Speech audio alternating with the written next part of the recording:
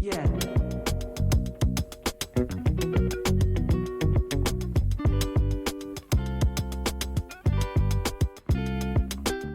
Brise le silence, c'est une association d'aide aux victimes de violences sexuelles.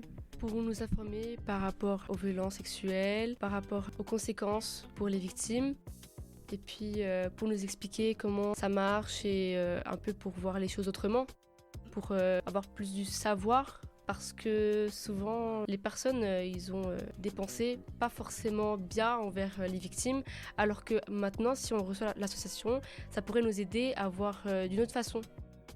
Ça permet à la victime de parler de son ressenti pour que les personnes lui apportent leur soutien, parce que c'est leur rôle un peu, donc c'est un peu une aide, quoi. Ils ont besoin de quelqu'un qui peut les écouter et les comprendre. Ils n'ont pas tous la même mentalité. Peut-être qu'il y en a, ils vont la comprendre et d'autres, ils vont la juger.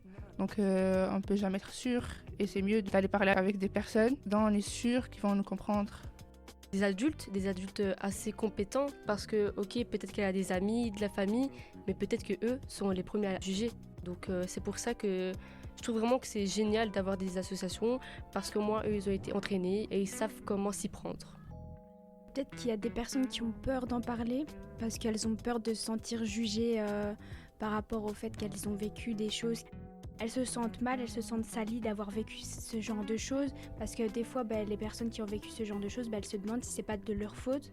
Pour moi, c'est hyper important d'en parler parce que quand une personne ne parle pas d'une chose, elle peut en fait s'alimenter, devenir énorme et la personne peut se sentir encore plus mal qu'elle l'était déjà. En fait, la personne, si elle ne s'exprime pas par rapport à son mal-être, ça pourrait juste engendrer des catastrophes en fait, littéralement des catastrophes. Ça pourrait aller tellement loin, alors que si elle en parle, elle va être comprise, elle va être aidée, elle va être soutenue. Et le fait qu'elle va être soutenue va lui donner de la force pour dépasser ce moment-là. Donc c'est vraiment important, oui, vraiment c'est important. Oui, c'est vraiment important d'en parler parce que si tu peux pas en parler à ta famille et tes amis, peut-être qu'il y en a, ils peuvent même aller jusqu'au suicide. C'est comme un traumatisme en fait, donc le fait d'en parler, ça va peut-être libérer ce qu'elles retiennent à l'intérieur. J'aimerais aussi ajouter que c'est vraiment important qu'il y a autant d'associations pour aider les victimes, parce que souvent on dit oui, mais tu pourrais en parler à tes amis ou à ta famille, mais les personnes qui sont seules, eux, ils vont faire comment ? Moi, j'ai été victime d'attouchement par mon petit ami. Ça faisait un mois qu'on parlait pour se mettre ensemble. Et un samedi, on devait se voir et il arrivait en retard. Et en fait, il m'a prise dans un coin. Et il m'a poussée contre le mur. Il a commencé à me déshabiller. Et je lui ai supplié d'arrêter. Mais il a continué. Et à ce moment-là, il m'a soulevée, il m'a encore bloquée contre le mur. J'ai essayé de partir plusieurs fois, il m'a retenue. Et à un moment donné, il m'a déshabillée en retirant mon soutien-gorge, etc. Donc j'étais venue au milieu de la rue.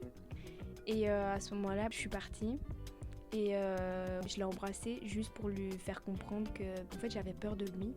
Et j'avais peur de ce qu'il pouvait refaire. J'ai réagi avec ce que j'ai senti à ce moment-là.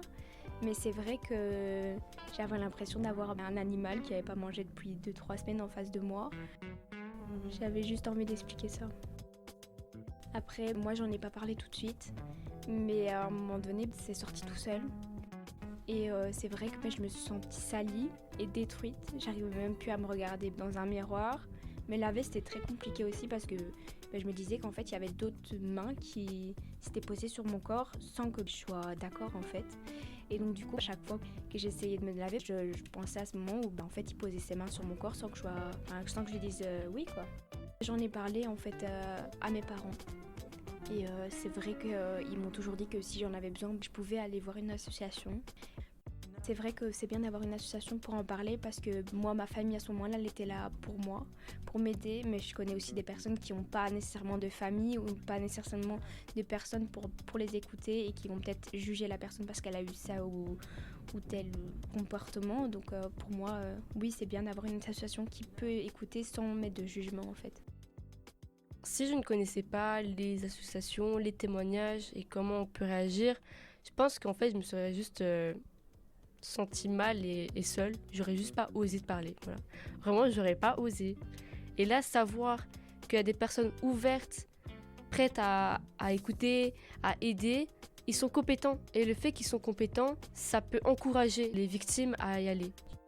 Moi, j'essaye de vraiment prendre toutes les précautions pour pas que ça arrive, parce que j'ai une personne dans ma famille qui a subi des agressions sexuelles et j'ai vu comment elle se sentit mal, elle se sentit sale. S'il y a une personne que je connais pas, je vais jamais aller m'isoler avec elle. Je vais pas aller dans des endroits où je risque de me faire agresser. Et si je me fais agresser un jour, je pense pas que j'irai en parler à ma famille, parce que je suis dans un milieu très religieux, donc c'est pas qu'ils vont le prendre mal, mais ils vont pas bien me comprendre.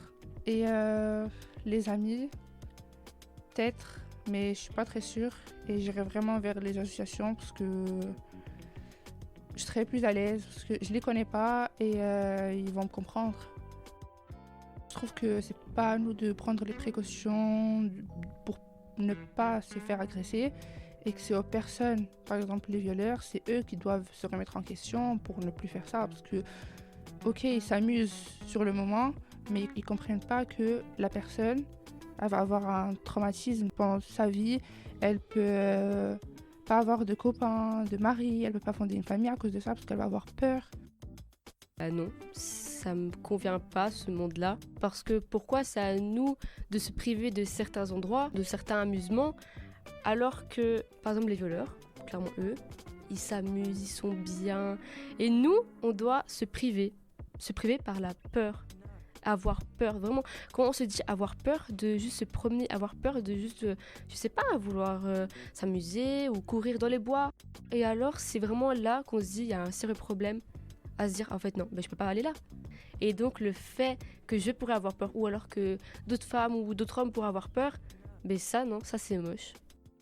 C'est pour moi pas logique qu'on doit avoir peur juste de se promener ou juste sortir dans la rue ou même de se dire si je porte telle ou telle tenue, c'est peut-être que lui va penser que en fait je suis aguicheuse ou quoi que ce soit, or qu'en fait pas du tout. Si j'ai envie de porter ça, je porte ça. Voilà, nous on a le droit de vivre comme nous on a envie de vivre et sans se sentir jugé ou d'avoir peur ou quoi que ce soit.